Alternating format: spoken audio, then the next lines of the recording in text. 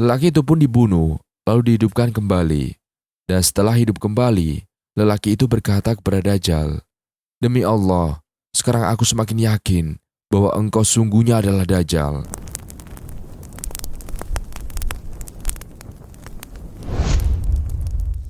Assalamualaikum warahmatullahi wabarakatuh. Sahabat beriman yang dirahmati Allah Subhanahu wa Ta'ala. Dajjal adalah seorang manusia yang akan hidup sampai akhir zaman. Begitu juga dengan Nabi Khidir alaihissalam. Banyak ulama berpendapat bahwa Nabi Khidir alaihissalam masih hidup sampai hari ini, dengan usianya yang diperkirakan lebih dari 6.000 tahun. Dalam pertemuan mereka di hari kiamat, Dajjal memenggal kepala Nabi Khidir. Dan dalam sejarah kehidupan manusia, hanya Dajjal yang memiliki kemampuan untuk menipu dan menciptakan fitnah terbesar. Rasulullah pernah bersabda bahwa tidak ada makhluk sejak Adam diciptakan hingga kiamat yang fitnahnya lebih besar dari Dajjal. Ketika Dajjal muncul, artinya bumi sudah berada di ambang kiamat besar. Saat ini, Dajjal sedang dipenjara di sebuah pulau dan menunggu untuk keluar. Dia menunggu terjadinya musim kemarau parah selama 3 tahun. Musim kemarau tersebut bukanlah seperti yang kita alami saat ini, melainkan masa yang sangat sulit. Tanaman gagal panen dan hewan ternak banyak yang mati karena tidak ada air sama sekali, suhu pun menjadi sangat panas. Pada tahun pertama musim kemarau, Allah memerintahkan langit untuk menahan sepertiga hujan dan bumi untuk menahan sepertiga tanaman agar tidak berbuah. Pada tahun kedua, situasinya menjadi lebih parah dengan 2/3 air hujan dan tanaman ditahan. Pada tahun ketiga, tidak ada satupun tetes hujan yang turun dan tidak ada tanaman yang berbuah. Populasi hewan ternak akan menipis, bahkan mungkin habis, dan manusia akan merasakan kelaparan dan juga kesusahan. Ketika rantai yang mengikat Dajjal terlepas, dia akan keluar dari penjara dan muncul di Isfahan atau Iran. Dajjal akan mengaku sebagai orang yang soleh dan memiliki banyak pengikut, termasuk orang-orang Islam. Namun, ketika Dajjal melakukan perjalanan dan mengaku sebagai nabi, banyak orang Islam yang meninggalkannya. Dalam perjalanannya, Dajjal akan memiliki 7 golongan pengikutnya, yaitu orang-orang Yahudi, pelaku bid'ah, setan dari bangsa jin, kaum Khawarij, budak hawa nafsu, orang-orang yang biasa melakukan maksiat, dan wanita akhir zaman. Wanita-wanita ini akan menjadi pengikut Dajjal karena hanya dia yang sanggup menurunkan hujan saat terjadi kekeringan atau kemarau. Rasulullah SAW pernah bersabda bahwa mayoritas pengikut Dajjal adalah kaum wanita. Dalam masa ini, Dajjal akan mengaku sebagai nabi, bahkan Tuhan, mempengaruhi banyak orang termasuk wanita akhir zaman yang akhirnya menjadi pengikutnya. Puncak dari fitnah Dajjal ini akan memunculkan Nabi Khidir alaihissalam yang akan bersaksi dan juga meyakinkan umat manusia bahwa Dajjal adalah penipu. Namun, Dajjal akan memenggal kepala Nabi Khidir yang kemudian akan hidup kembali atas izin Allah. Tindakan ini akan membingkai perdebatan dan juga ujian bagi umat manusia, di mana sebagian akan tetap beriman dan sebagian lainnya akan percaya pada kekuatan Dajjal. Dalam sebuah riwayat dikisahkan pertemuan antara Nabi Khidir alaihissalam dan Dajjal, dan kisah ini diriwayatkan dari Abu Sa'id Al-Khudri radhiyallahu an di dalam kitab kumpulan hadis Sahih yang Muslim. Abu Sa'id Al-Khudri berkata bahwa suatu kali Nabi Muhammad SAW menceritakan kepada para sahabat tentang suatu kisah yang sangat panjang tentang Dajjal. Nabi Muhammad bercerita, Dajjal datang tapi terlarang memasuki Madinah. Karena tidak bisa masuk Madinah, Dajjal berhenti di sebuah kebun di pinggir kota. Dan pada hari itu, datanglah seorang laki-laki, kemudian berkata, "Aku memastikan bahwa engkau adalah Dajjal yang diceritakan Rasulullah kepada kami." Dajjal kemudian berkata kepada pengikutnya, "Apa pendapat kalian tentang orang ini? Seandainya aku bunuh orang ini, aku bisa menghidupkannya kembali. Apakah kalian meragukan itu?" Pengikutnya menjawab, "Tentu tidak." Lelaki itu pun dibunuh, lalu dihidupkan kembali. Dan setelah hidup kembali, lelaki itu berkata kepada Dajjal, "Demi Allah, sekarang aku semakin yakin bahwa engkau sungguhnya adalah Dajjal." Dajjal kemudian hendak membunuhnya kembali, tetapi tidak mampu melakukannya lagi. Abu Ishaq berkata, lelaki itu adalah Nabi Khidir alaihissalam. Hadis riwayat Muslim. Bagi seorang Muslim, Ada beberapa hal yang bisa dilakukan agar terlindung dari fitnah Dajjal, dan dalam berbagai hadis disebutkan beberapa amalan yang dapat membuat seorang mukmin terhindar dari fitnah Dajjal. Pertama, memasuki salah satu haramain, Mekah atau Madinah, karena Dajjal tidak akan masuk ke sana selamanya. Kedua, memasuki Masjid Al-Aqsa atau Gunung Tur. Beberapa riwayat menyebutkan bahwa Dajjal juga tidak akan memasukinya. Dan ketiga, menghafal 10 ayat permulaan surat Al-Kahfi dan membacanya ketika Dajjal keluar dan saat mendekatinya. Keempat, lari darinya dan mendaki gunung dan juga gurun, karena kebanyakan Dajjal memasuki kota-kota dan juga perkampungan. Kelima, meludahi wajahnya apabila bertemu. Dalam riwayat disebutkan, Abu Umamah radhiyallahu an berkata, Rasulullah membicarakan tentang Dajjal dan beliau bersabda, siapa di antara kalian berjumpa dengannya, hendaknya ia meludahi wajahnya. Hadis riwayat Tabrani. Keenam, memperbanyak bacaan tasbih, tahlil, dan juga takbir. Bacaan itu merupakan bekal dan juga makanan bagi orang mukmin dalam menghadapi ujian dan gizi baginya pada saat paceklik tersebut. Setelah peristiwa ini, beberapa orang akan berbaiat kepada Imam Mahdi. Namun ada juga perdebatan dalam umat Islam tentang apakah Nabi Khidir alaihissalam masih hidup hingga hari ini. Beberapa ulama percaya bahwa dia masih hidup, sementara yang lain memiliki pendapat sebaliknya. Kisah ini menekankan pentingnya keyakinan dan juga pengujian umat Islam dalam menghadapi fitnah Dajjal. Dan hal ini adalah cerminan dari ajaran Islam yang mendalam, mengingatkan kita tentang kekuatan iman dan juga keteguhan hati dalam menghadapi tantangan yang muncul di akhir zaman. Meskipun beberapa aspek cerita mungkin menjadi perdebatan dalam tradisi Islam, pesan utamanya adalah tentang keimanan dan juga pengharapan dalam menghadapi masa-masa sulit yang nanti akan datang. Lantas, benarkah sahabat bahwa Nabi Khidir alaihissalam masih hidup sampai saat ini? Nabi Khidir merupakan nabi yang keberadaannya cukup menjadi kontroversial di kalangan umat muslim, sebab masih ada yang beranggapan bahwa Nabi Khidir alaihissalam masih hidup hingga saat ini. Mengutip dari buku Kisah dan Misteri, disebutkan bahwa Nabi Khidir alaihissalam memiliki nama asli yaitu Balia bin Malkan bin Falik bin Abir bin Soli bin Afrasad bin Sam bin Nuh al-Khidir. Sosok Nabi Khidir ini dikisahkan oleh Allah Ta'ala dalam Al-Quran surat Al-Kahfi ayat 60-82. Yang mengutip dari buku berjudul Nabi Khidir karya M. Alwi, disebutkan bahwa Khidir dilahirkan di sebuah gua, dan ketika Khidir masih bayi, ibunya selalu memberikan susu kambing segar setiap hari. Suatu ketika, Khidir diambil oleh seorang penggembala dan dididik hingga beranjak dewasa. Khidir kemudian tumbuh menjadi anak yang cerdas dalam hal tulis-menulis dan juga membaca suhuf atau lembaran-lembaran yang diturunkan oleh Nabi Ibrahim alaihissalam.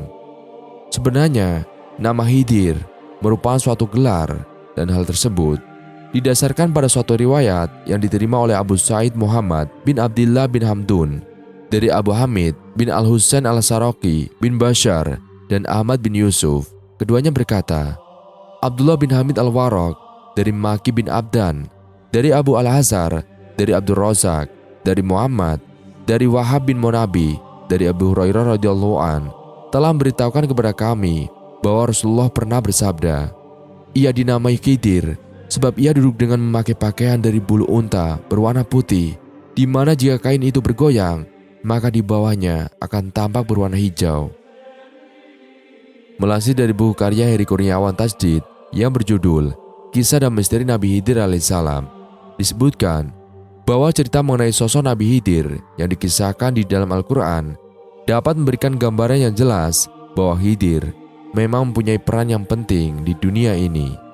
Dalam buku tersebut disebutkan bahwa ada beberapa faedah dan mengetahui peranan Nabi Khidir alaihissalam, yaitu agar bisa menjadi tolak ukur atau penempatan status Nabi Khidir dalam kehidupan masa kini dan masa yang akan datang.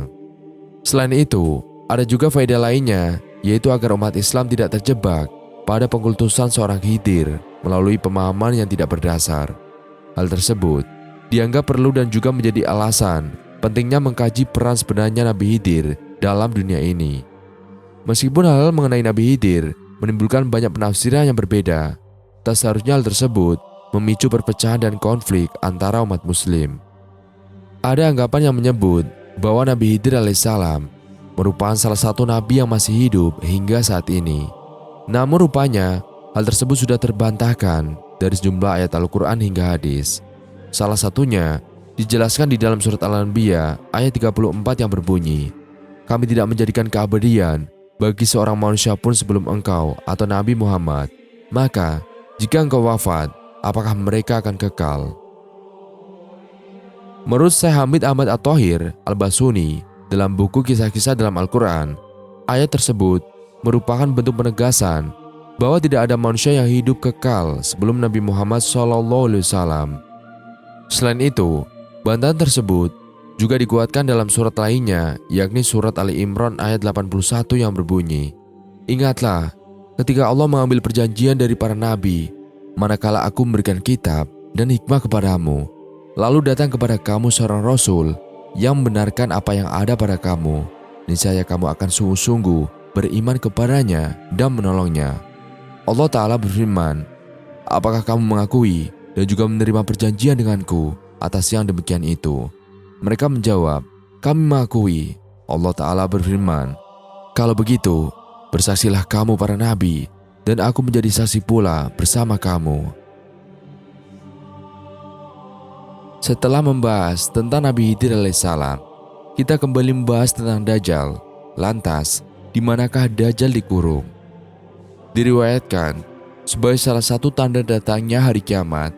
Entah dari mana asal muasalnya, banyak yang meyakini bahwa tempat persembunyian Dajjal berada di sekitar Yaman, tepatnya di Pulau Socotra.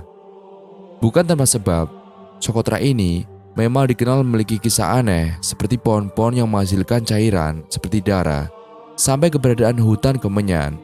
Namun faktanya, tempat ini menyimpan keindahan dan ada berbagai jenis flora dan fauna yang unik.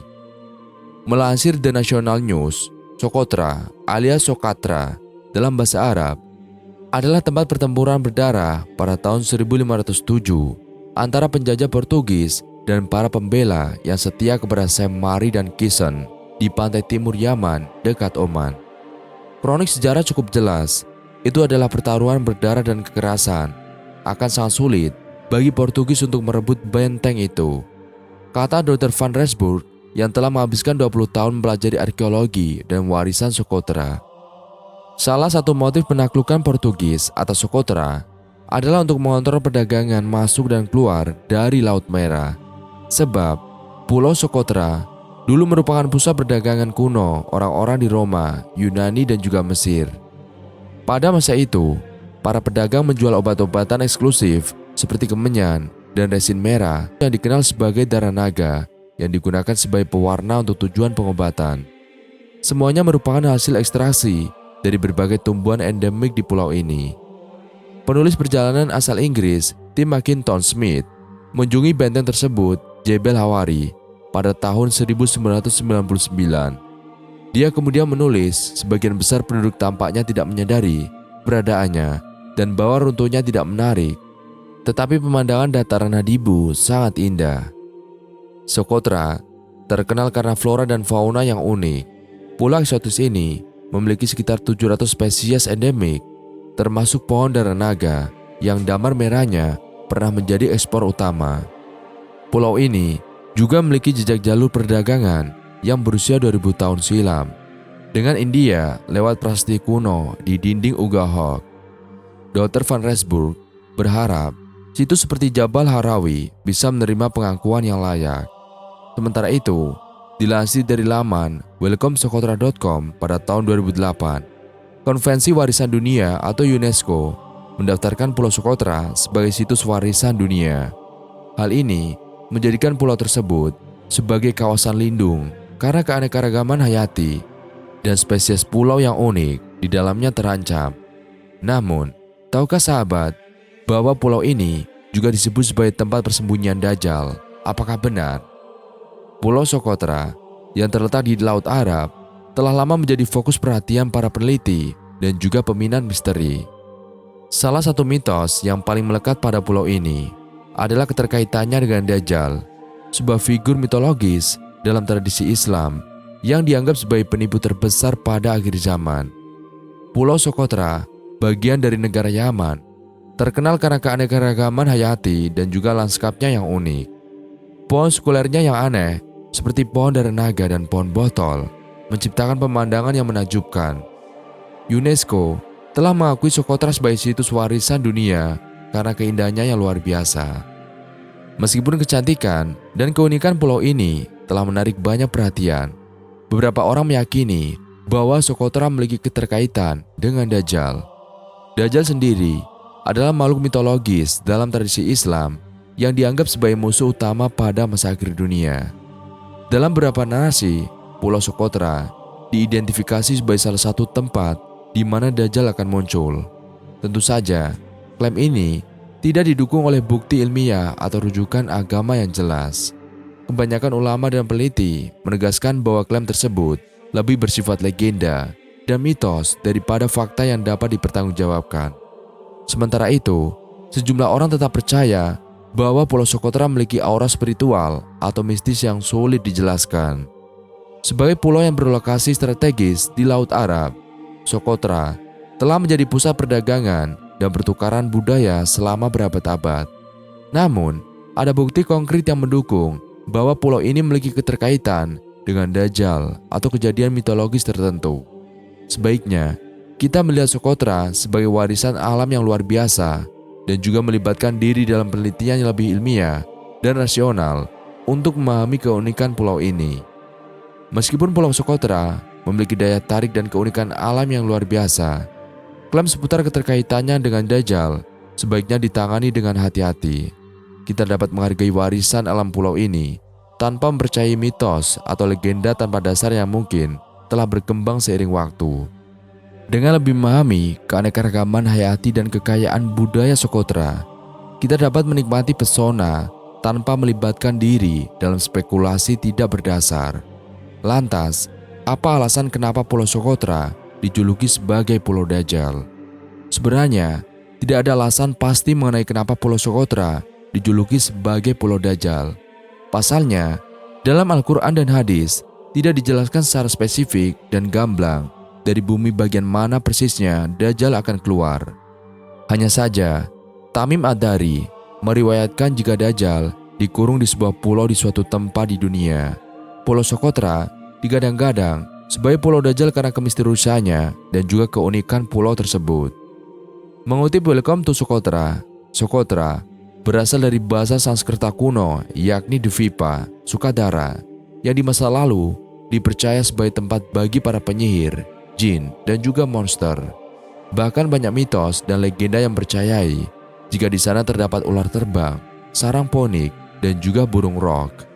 Kepulauan Socotra berada di Samudra Hindia antara Semenanjung Arab dan Tanduk Afrika atau sekitar 240 km timur Kap Guardafui di Somalia dan 380 km selatan Ras Fartak di Yaman.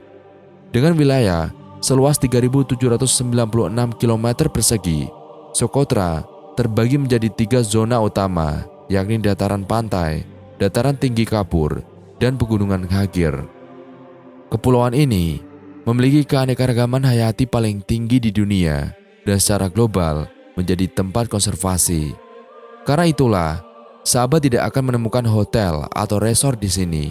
Dan sejak zaman dahulu, Socotra telah dikenal dunia sebagai pemasok kemenyan, mur, lidah buaya, dan damar darah naga yang dapat dipercaya ampuh menyembuhkan luka dengan cepat. Lalu, bagaimanakah tanggapan Islam mengenai Dajjal dan Pulau Socotra? Dalam ajaran Islam, munculnya Dajjal merupakan salah satu pertanda datangnya hari kiamat. Beberapa riwayat hadis Rasulullah menyebutkan bahwa Dajjal saat ini disembunyikan oleh Allah Ta'ala di sebuah tempat rahasia di muka bumi ini. Dajjal terus bersembunyi di tempat tersebut hingga waktu kemunculannya yang diriwayatkan sebagai salah satu dari tanda kiamat. Banyak yang percayai bahwa tempat persembunyian tersebut berada di sebuah daerah di negeri Yaman, yaitu Pulau Socotra.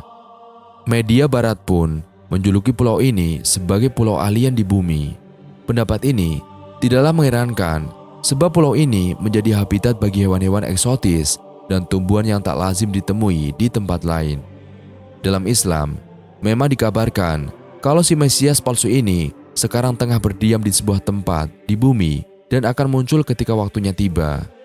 Dan ketika hal ini dikorelasikan dengan sebuah hadis, banyak yang kemudian yakin jika Sokotra inilah tempat Dajjal yang dimaksud. Pulau satu ini sangat jarang disinggahi oleh pelancong. Apa yang ada di dalamnya seolah tak pernah terusik. Jika dilihat dari letaknya, Sokotra tak benar-benar sulit dilihat. Pesawat dan kapal laut jelas masih bisa menjangkaunya, tapi anehnya, pulau ini selalu terlewat. Alasan lain kenapa Sokotra jarang dijamah adalah rumor persembunyian Dajjal. Sokotra identik dengan persembunyian Dajjal, sebagaimana disebutkan Nabi Muhammad yang diriwayatkan dalam sebuah hadis.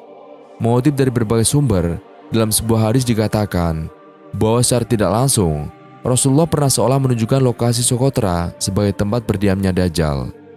Selesai sholat, nampak semacam bergurau baginda sambil tertawa dan berkata, "Jangan ada yang bergerak." Kemudian berkata, "Tahukah kalian, mengapa aku memerintahkan kamu jangan ada yang pulang?" Lalu sahabat menjawab, "Allah dan Rasulnya lebih tahu." Rasulullah berkata lagi, "Demi Allah, aku menyuruh kamu berkumpul di sini bukan ingin menakut-nakuti dan bukan kabar gembira. Tetapi aku ingin menceritakan kepada kamu bahwa Tamim Ad-Dari adalah seorang Nasrani. Kemudian dia datang menjumpaiku lalu masuk Islam. Dia bercerita kepada aku tentang satu kisah tentang Dajjal. Kisah yang dia ceritakan itu sesuai dengan apa yang telah aku ceritakan kepada kalian sebelumnya. Katanya, dia bersama 30 orang temannya pergi ke laut dengan menaiki kapal. Angin kencang datang bertiup dan ombak besar membawa mereka ke tengah-tengah samudera yang luas. Mereka tidak dapat mengarahkan kapalnya ke pantai, sehingga harus berada di atas laut selama 1 bulan. Akhirnya mereka terdampar di sebuah pulau menjelang terbenamnya matahari. Di pulau yang tidak berpenghuni itu, mereka bertemu dengan binatang yang sangat tebal bulunya, sehingga tidak nampak mana kelamin dan duburnya. Mereka bertanya kepada binatang itu, "Makhluk apa engkau ini?" Binatang itu menjawab, "Aku adalah Al-Jazasa." Mereka bertanya kembali, apa itu Al-Jazasa? Binatang itu hanya menjawab, "Wahai kelompok pria, pergilah ke tempat itu untuk menemukan pria macam ini. Sesungguhnya dia pun ingin bertemu dengan kamu." Mereka pun pergi ke tempat yang ditunjukkan oleh binatang itu. Di sana mereka menemukan seorang pria yang sangat besar dan juga tegap.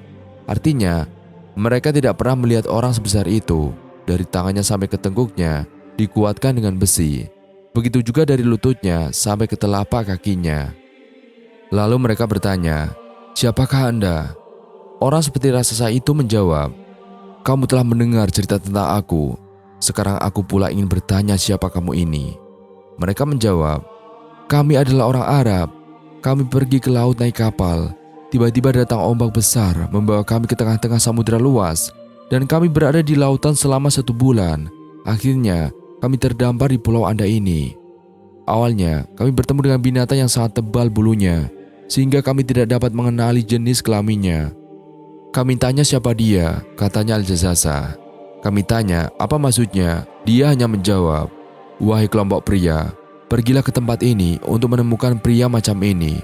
Sesungguhnya dia pun ingin bertemu dengan kamu. Itulah sebabnya kami datang ke tempat ini. Sekarang kami sudah bertemu dengan Anda dan kami tahu siapa Anda sebenarnya." Makhluk yang sangat besar itu belum menjawab pertanyaan mereka. Lalu mereka terus saja mengajukan pertanyaan. "Ceritakan kepada aku keadaan kebun kurma yang di Bisan atau nama tempat di negeri Syam itu." Mereka menjawab, "Kondisi apanya yang Tuhan maksudkan?" Orang besar itu menjawab, "Maksudku, apakah pohon kurma itu berbuah?" Setelah mereka menjawab bahwa pohon kurma itu berbuah, orang besar tadi berkata, "Aku takut pohon itu tidak berbuah." Orang besar itu bertanya lagi, "Ceritakan kepadaku tentang sungai Tabaro atau danau Tiberias." Lalu mereka menjawab, "Tentang apanya yang Tuhan maksudkan?" Lelaki itu menjawab, "Maksudku, airnya apakah masih ada?" Dan mereka menjawab, "Airnya tidak susut." Lelaki itu berkata, "Air sungai itu disangsikan akan mengering." Akhirnya, pria seperti raksasa itu berkata, "Kalau begitu, ceritakan kepada aku tentang Nabi Al-Amin itu, apa yang dia buat?" Mereka menjawab, "Dia telah berhijrah dari Mekah ke Madinah." Lalu laki itu bertanya lagi, "Apakah dia diperangi oleh orang-orang Arab?" Mereka menjawab, "Iya, dia diperangi oleh orang-orang Arab." Lelaki itu bertanya lagi, "Kalau begitu, apa pula tindakan dia terhadap mereka?" Mereka ceritakan bahwa Rasulullah telah mengembangkan dakwahnya dan sudah banyak pengikutnya. Orang besar itu berkata lagi, "Memang begitulah, padahal mereka beruntung jika taat kepadanya." Kemudian orang itu berkata, "Sekarang aku terangkan kepadamu bahwa aku adalah Al-Masih Ad-Dajjal. Nanti aku akan diberi izin keluar, lalu aku pun akan menjelajahi dunia ini. Dalam waktu 40 malam sudah dapat aku jalani semua, kecuali Mekah dan Madinah yang aku tidak dapat memasukinya. Negeri Mekah dan Madinah dikendalikan oleh para malaikat, maka aku tidak dapat menembusnya." Rasulullah menekankan tongkatnya di atas mimbar sambil berkata, "Inilah negeri yang tidak dapat dimasukinya itu, yaitu Madinah. Saudara-saudara sekalian, apakah sudah aku sampaikan cerita ini kepada kalian?" Mereka menjawab, "Iya, sudah ya Rasulullah." Rasulullah berkata lagi, "Sesungguhnya Haris Tamim itu lebih meyakinkan aku lagi. Ceritanya sesuai dengan apa yang telah aku sampaikan kepada kamu sebelumnya, yaitu tentang Mekah dan Madinah yang tidak dapat dimasuki Dajjal. Hanya saja dia mengatakan di lautan Syam atau di laut Yaman. Dia dari arah timur, dia dari arah timur," kata Rasulullah sambil menuju ke arah timur. Dengan hadis tersebut, Rasulullah kembali menyampaikan kabar bahwa Dajjal akan muncul dari arah timur Madinah. Wallahu a'lam bishawab. Sekian video kali ini, kurang lebihnya kami mohon dimaafkan. Yang benar, datanya dari Allah Subhanahu wa Ta'ala, hilau atau keliru, datanya dari saya pribadi. Wassalamualaikum warahmatullahi wabarakatuh.